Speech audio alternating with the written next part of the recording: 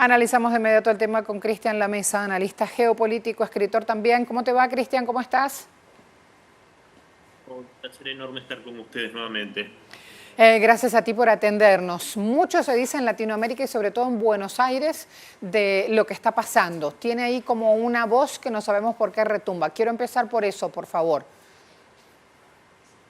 Sí, perdón, ahí estoy teniendo un problema con la cámara. Perdón, ¿me repetís la pregunta, Marcela, por favor? Claro, decía, en Buenos Aires encuentra mucha repercusión este tema. ¿Por qué será? ¿Cómo se ve la cuestión desde Latinoamérica tan al sur se enfoca hacia Rumania?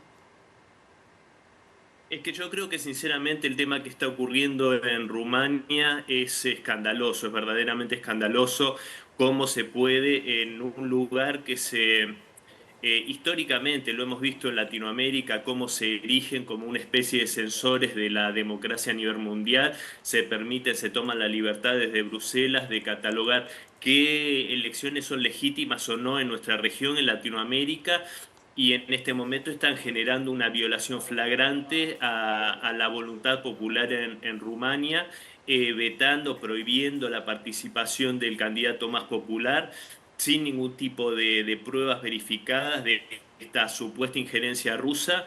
Y yo creo que esto realmente está siendo algo que resuena fuertemente en todo el mundo, pero especialmente en nuestra región, por esto mismo que acaba de tener esta injerencia, ¿no?, en todo el mundo, y en este momento están mostrando una conducta que ni más ni menos que la calificaría como gangsteril. Ahí queda clarísimo. Yo iba a decirte, les dicen a los rumanos los latinos del este, imagínate. Sí, sí, exactamente. De hecho, es un pueblo latino, el pueblo rumano. Y hay que recordar también que es un pueblo muy, digamos que no es un pueblo que se vaya a quedar en el molde, como decimos en Argentina. Ya vemos las protestas multitudinarias que se están dando en Bucarest.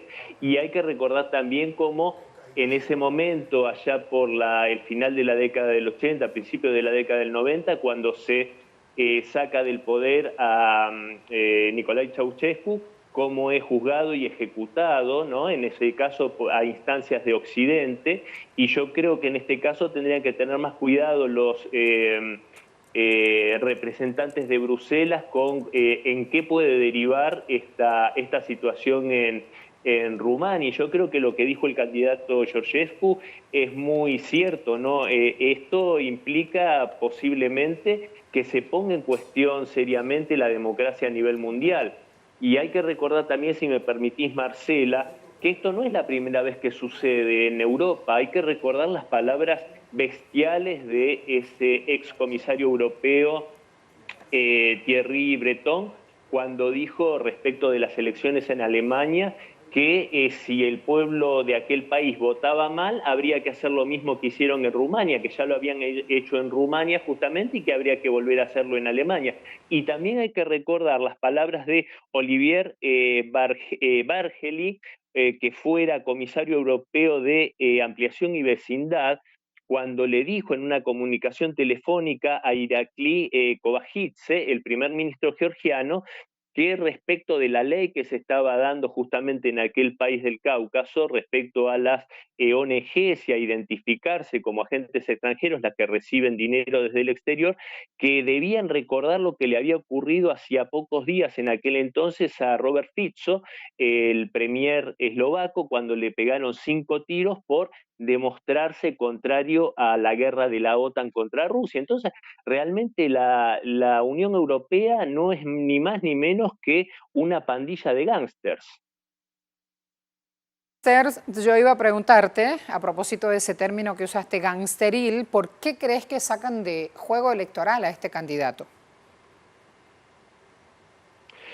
Por algo muy sencillo, creo yo, Marcela, y es que los pueblos de Europa realmente se están hartando. Yo creo que las poblaciones finalmente se están dando cuenta de que esto no es ni más que un juego que llevan adelante las corporaciones globalistas, estas corporaciones que yo llamo siempre como una corporatocracia que quieren instalar en el mundo, pero especialmente ya lo han llevado a cabo en Europa, en los Estados Unidos, durante la presidencia de Biden, eso fue más que evidente, ¿no? Y estos grupos que no tienen ni más ni menos que gerenciadores de sus intereses al frente de los países, como lo es Macron, que viene de la banca Rothschild, como todos sabemos, o como Rishi Sunak, en su momento, el ex premier británico que venía de los fondos de inversión, y así, bueno, el próximo canciller alemán viene de BlackRock.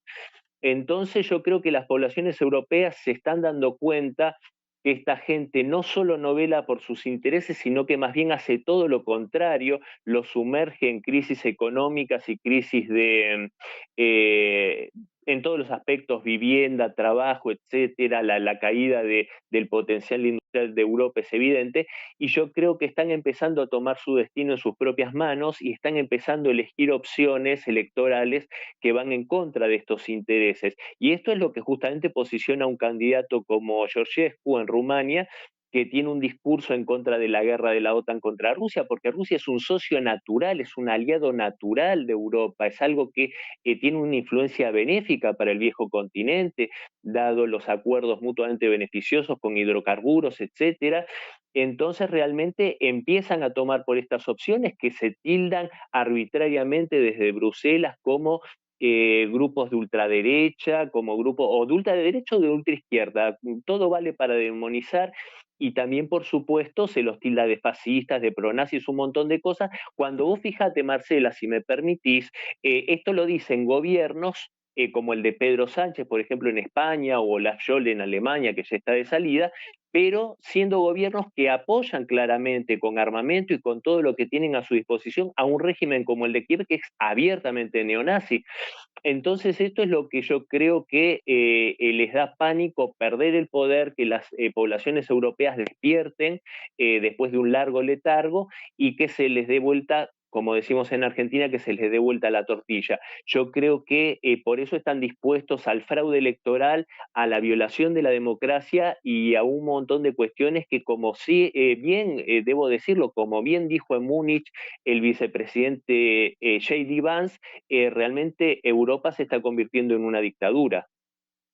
Quiero preguntarte entonces qué papel puede desempeñar Rumanía en este tablero político europeo, en este geotablero, porque ahí Trump también tiene mucho que ver en este momento. Bueno, yo creo que en ese sentido es muy claro la posición confrontativa de Donald Trump y muy fuertemente, también debo decirlo, ha cobrado un protagonismo muy grande J.D. Vance, como decía hace unos minutos. Creo que se va vislumbrando por dónde puede venir la sucesión de Donald Trump dentro de algunos años. Y yo creo que en este sentido está muy bien delimitado por una cuestión. Tienen enemigos en común muy fuertes, en este caso Rusia y lo que es este nacionalismo trampista, productivista, ¿no? Dentro de los Estados Unidos. Este perfil nuevo que le quiere dar a los Estados Unidos Donald Trump tiene enemigos jurados que son justamente este globalismo financiero. Yo siempre lo caracterizo con la cara de George Soros, que obviamente todos lo sabemos también es un enemigo mortal de Donald Trump, así del mismo modo de otros líderes soberanistas como Vladimir Putin, como Xi Jinping, como Víctor Orbán, y creo que en este sentido la política de Trump tiene muy en claro, porque aparte hay que recordar, Marcela, figuras muy importantes y muy fuertes dentro del gabinete de Trump, como Tulsi Gabbard, la actual directora nacional de inteligencia, que ya en 2014 alertaba y decía y hacía una caracterización de la situación en Ucrania realmente magistral, porque decía la verdad frente a la propaganda antirrusa. También podemos señalar, bueno, justamente al vicepresidente, al jefe del Pentágono, Hexet, que también tiene una posición similar, y son figuras centrales, bueno, el jefe del FBI, el jefe de la CIA, entonces yo creo que en ese sentido el soltarle la mano, por decirlo de algún modo, de la administración Trump, yo creo que es muy decisivo. El tema es que también tiene que navegar entre dos aguas, porque también, y con esto cierro, Marcel, esta parte, Washington tiene que contener a los europeos, porque ya lo vimos con las declaraciones muy locas de Macron hace algunos días.